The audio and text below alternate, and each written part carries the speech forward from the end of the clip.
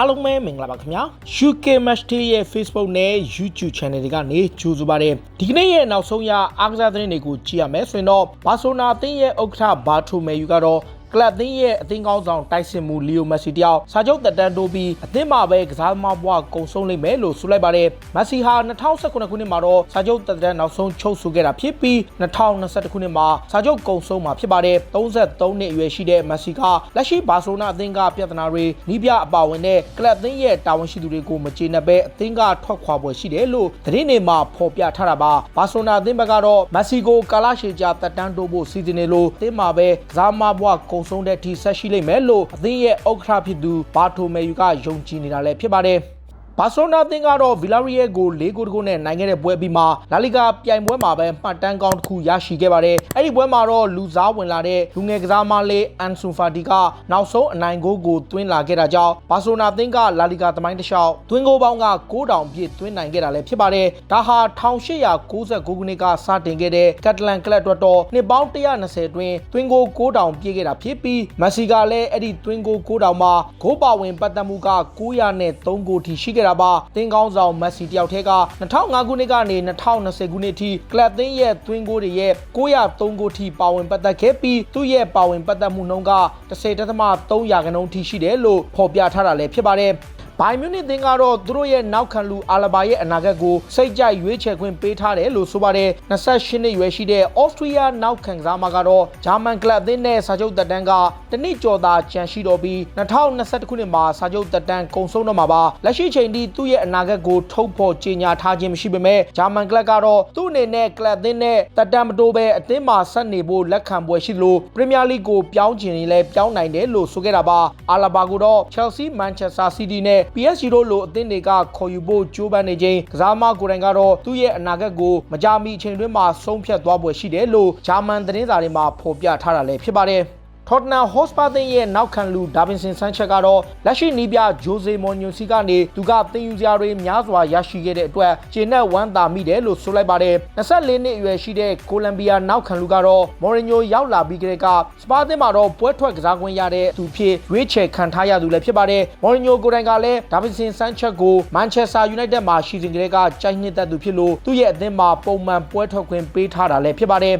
်ထော်တနမ်ဟော့စပါသင်းကတော့နွေရာသီမှာတိုက်စစ်မှုတူကိုခေါ်ယူဖို့ကြိုးပမ်းနေချိန်နာပိုလီရဲ့တိုက်စစ်မှုမီလစ်ကိုခေါ်ယူဖို့စောင့်ကြည့်နေဆဲဖြစ်ပါတယ်နာပိုလီသင်းကတော့ပြင်သစ်ကလပ်လိုက်လီရဲ့တိုက်စစ်မှုဗစ်တာအော်စီယန်ကိုခေါ်ယူဖို့သဘောတူညီမှုရခဲ့ပြီးနောက်မီလစ်ကိုရောင်းချဖို့ပြင်ဆင်နေတာပါ26နှစ်အရွယ်ရှိတဲ့ပိုလန်လက်ရွေးစင်တိုက်စစ်မှုကိုတော့စီဒီအေကပဲဂျူဗန်တက်စ်နဲ့အင်တာမီလန်အသင်းတွေကခေါ်ယူဖို့ပြစ်မှတ်ထားနေချိန်ဂျိုဇေမော်ညိုကတော့တိုက်စစ်ပိုင်းတွေအားဖြည့်ချင်နေတာပါဟာရီကိန်း2တဲ့ကိုသာအားကိုးနေရတဲ့တိုက်စစ်ပိုင်းတွေမီလစ်ကိုခေါ်ယူပေးဖို့အသင်းရဲ့ဥက္ကဋ္ဌဖြစ်သူဒန်နီယယ်လီဗီကိုလည်းတောင်းဆိုထားတယ်လို့ဆိုပါတယ်တခါဂျာမန်ကလပ် RB Leipzig အသင်းရဲ့အားကစားဒရိုက်တာဖြစ်သူရန်နစ်ကတော့လာမယ့်ရာသီသစ်မှာစီဒီအေက AC မီလန်ကိုပြောင်းရွှေ့တော့မယ်လို့ဆိုပါတယ်ဂျာမန်လူမျိုးကတော့ AC မီလန်အသင်းမှာနီးပြဖြစ်တာဝန်ယူဆောင်ရွက်မှာဖြစ်ပြီးကလပ်အသင်းရဲ့အားကစားဒရိုက်တာယာဒူကိုပါပူးတွဲရယူသွားပွဲရှိတယ်လို့ဆိုတာပါလက်ရှိမှာတော့ AC မီလန်အသင်းကသူတို့ရဲ့နီးပြကိုရာသီကုန်မှာထုတ်ပယ်ပြီးမှ RB Leipzig ရဲ့အားကစားဒရိုက်တာရန်နစ်ကိုအစားထိုးမှာလည်းဖြစ်ပါတယ်ရန်နစ်ကတော့ AC မီလန်အသင်းကနေထွက်ခွာတော့မဲ့အားကစားဒရိုက်တာဖော်လိုမာဒီနီရဲ့တာဝန်ကိုလည်း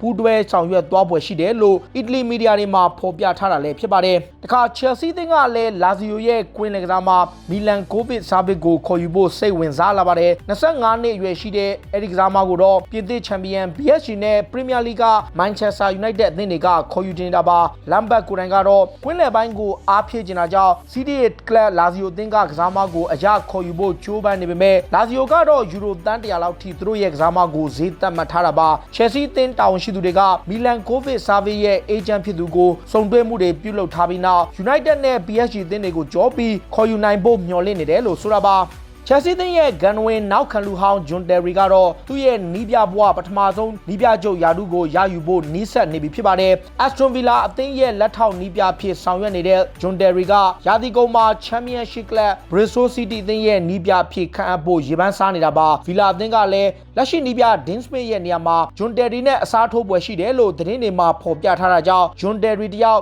်သူ့ရဲ့နီးပြဘွားရဲ့ပထမဆုံးအသင်းတွေကိုတာဝန်ယူရပွဲရှိနေတာပါ။ မန်ချက်စတာစီးတီးအသင်းရဲ့လူငယ်နောက်ခံလူ Eric Garcia ကတော့ကလပ်အသင်းမှာနေရာတနေရာရအောင်တိုက်ပွဲဝင်သွားမယ်လို့ဆိုပါတယ်။ဒီပြဖြစ်သူဖတ်ဂွာဒီယိုလာကသူ့ကိုအခွင့်အရေးပေးခဲ့တာကြောင့်ကောင်းဆုံးစူးစမ်းနေပြီးမန်ချက်စတာစီးတီးအသင်းမှာဒီနေ့ရာသီအတွင်းပုံမှန်ကစားခွင့်ရအောင်စူးစမ်းသွားမယ်လို့ကတိပေးပြောကြားခဲ့တာပါ။မန်စီးတီးကခေါ်ယူဖို့ကြိုးပမ်းနေတဲ့ဘိုင်ယာလီဗာကူဆင်ရဲ့တောင်ပန်ကစားမလီယွန်ဘေးလီကတော့သူ့ရဲ့အနာဂတ်ကိုစတင်ဆွေးနွေးနေပြီဖြစ်ပါတယ်။လီဗာကူဆင်အသင်းကချန်ပီယံလိဝင်ခွင့်မရခဲ့လို့အဓိကကစားမတွေဆုံးရှုံးပွဲရှိတဲ့အချိန်လီယွန်ဘေးလီကလည်းအသင်းကနေထွက်ခွာဖို့ပြင်ဆင်နေတာပါ။မန်ချက်စတာစီးတီးကတော့အသင်းကထွက်ခွာတော့မဲ့လီရိုက်ဆာနေနေရာမှာအစားထိုးဖို့ပြင်ဆင်နေတာဖြစ်ပြီး22နှစ်အရွယ်ရှိတဲ့ဂျမေကာတောင်ပန်ကစားမကိုတော့ပေါင်45တန်းလောက်ထိသုံးပြုပွဲရှိနေတာပါ။အာဆနယ်အသင်းရဲ့နီးပြမီခဲအာတီတာကလည်းစပိန်ကွင်းလက်ကစားမဒန်နီဆဘိုင်ယော့ကိုအပိသက်ခေါ်ယူဖို့ပြင်ဆင်နေပါတယ်။အာဆနယ်အသင်းရဲ့တာဝန်ရှိသူတွေကရီယယ်မက်ဒရစ်အသင်းနဲ့တွဲဆုံဆွေးနွေးခဲ့ပြီးနောက်ဒန်နီဆဘိုင်ယော့ကိုအပိသက်ခေါ်ယူနိုင်ဖို့ကြိုးပမ်းနေတာပါ။ရီယယ်ဘက်ကတော့စပိန်ကွင်းလက်ကစားမကိုယူရိုတန်း40ဈေးသတ်မှတ်ထားတာလည်းဖြစ်ပါတယ်။အာတီတာကတော့သူ့ရဲ့ကလပ်အသင်းကလာမယ့်ရာသီမှာဥရောပပြိုင်ပွဲကိုဝင်ခွင့်ရဖို့လိုအပ်တယ်လို့ဆိုလိုက်ပါတယ်။ချန်ပီယံလိဝင်ခွင့်နေရာရဖို့ခက်ခဲတွေများစွာရှိနေပေမဲ့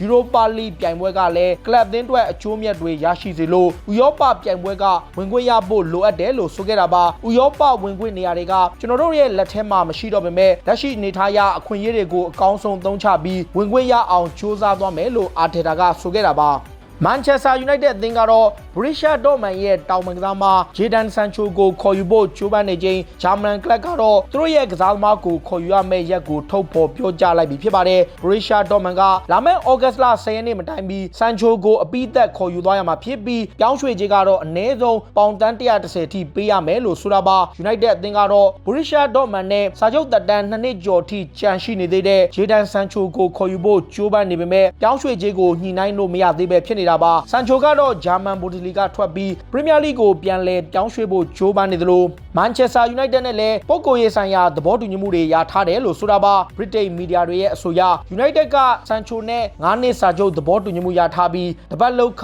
ပေါင်3,400,000ကနေ2သိန်းကြားပေးဖို့လည်းသဘောတူထားတယ်လို့ဆိုပေမဲ့ဘရီရှာဒေါ့မန်နဲ့တော့ပြောင်းရွှေ့ခြင်းကိုဆက်ပြီးညှိနှိုင်းရပွဲရှိနေတာပါယူနိုက်တက်အသင်းကတော့ဖော့ပါကိုလည်းတက်တန်းတိုးဖို့စီစဉ်နေပါတယ်။ပြင်သစ်ကွင်းလက်ကစားမကတော့2021ခုနှစ်မှာစာချုပ်တက်တန်းကုန်ဆုံးမှာဖြစ်သလိုအပိုတစ်နှစ်ထပ်တိုးလို့ရတဲ့အခွင့်အရေးရှိနေပေမဲ့ယူနိုက်တက်ကသူ့ကိုကာလရှည်ကြာစာချုပ်တစ်ချုပ်ဆိုခြင်းနေတာပါ။တပတ်ပေါင်2,900,000ထိရရှိနေတဲ့ပေါ့ပါကိုယူနိုက်တက်ကလစာတိုးမြှင့်ပေးပြီးအနည်းဆုံး3နှစ်တက်တန်းတိုးဖို့ချိုးပမ်းနေသလိုဖော့ပါကိုတိုင်ကလည်းမန်ချက်စတာယူနိုက်တက်အသင်းမှာပျော်ရွှင်နေတယ်လို့ဗြိတိန်မီဒီယာတွေကဖော်ပြနေပြီးမကြာမီချိန်တွင်စာချုပ်တစ်ချုပ်ဆိုပွဲရှိတယ်လို့ဆိုတာပါလီဗာပူးသင်းရဲ့နောက်ခံလူဗာဂျယ်ဗန်ဒိုက်ကတော့လာမယ့်ရာသီမှာပရီးမီးယားလိချန်ပီယံဆုဖလားကိုကာကွယ်သွားဖို့ကခိုင်မာစွာဆုံးဖြတ်ထားတယ်လို့ဆိုပါတယ်အသက်30နှစ်အရွယ်ရှိတဲ့နယ်သာလန်နောက်ခံလူကတော့ဒီနေ့ရာသီအတွင်းသူတို့ကလပ်အသင်းရဲ့စွမ်းဆောင်ရည်တွေအားလုံးကိုဂုဏ်ယူလျက်ရှိနေပြီးလာမယ့်ရာသီမှာလည်းဒီလိုပုံစံမျိုးပဲရရှိအောင်စွမ်းဆောင်ကြိုးစားသွားမယ်လို့ဆိုတာပါမန်ချက်စတာစီးတီးကတေချာပေါက်သူတို့ရဲ့ချန်ပီယံဆုဖလားကိုရယူဖို့ကြိုးပမ်းမှာဖြစ်ပေမဲ့ကျွန်တော်တို့မှာတောင်တင်းတဲ့ကစားမအင်အားရှိပြီးအကောင်းဆုံးပုံစံကိုဆက်ပြီ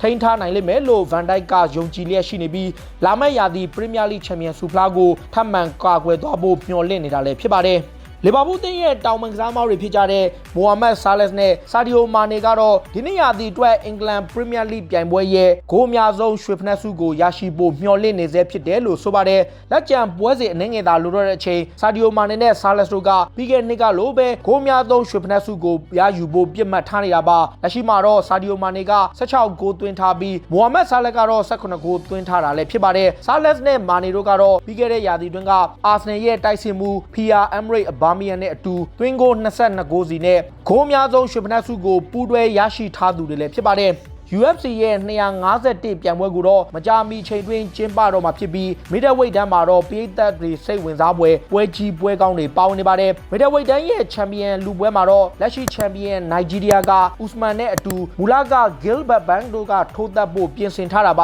ဒါပေမဲ့ Gilbert Burns ကကိုဗစ်ရောဂါကြောင့်ပြိုင်ပွဲကနေနှုတ်ထွက်သွားခဲ့တာကြောင့်သူ့နေရာမှာနမဲကျော်မတ်ဗီဒန်နဲ့အစားထိုးခဲ့တာလည်းဖြစ်ပါတယ်35နှစ်အရွယ်ရှိတဲ့အမေရိကန်နိုင်ငံသားဖိုက်တာကတော့ UFC ရဲ့ middleweight ချန်ပီယံလူပွဲမှာချန်ပီယံနိုင်ဂျီးရီးယားနိုင်ငံသားကိုအနိုင်ယူနိုင်လိမ့်မယ်လို့ယုံကြည်နေတာလည်းဖြစ်ပါတယ်ဒါတွေကတော့စိတ်ဝင်စားစရာနောက်ဆုံးရအားကစားသတင်းတွေကိုတင်ဆက်ပေးခဲ့တာပါခုလိုမျိုးစိတ်ဝင်စားစရာအားကစားသတင်းတွေကိုနားဆင်ကြနေကြည့်ရှုကြတော့ UK Match Day ရဲ့ Facebook နဲ့ YouTube Channel တွေကို Follow လုပ်ထားကြပါလို့တောင်းဆိုရင်းနဲ့ဒီကနေ့ရဲ့အစီအစဉ်ကိုဒီမှာပဲဆုံးသက်ပါစေအားလုံးကိုကျေးဇူးတင်ပါတယ်ဗျ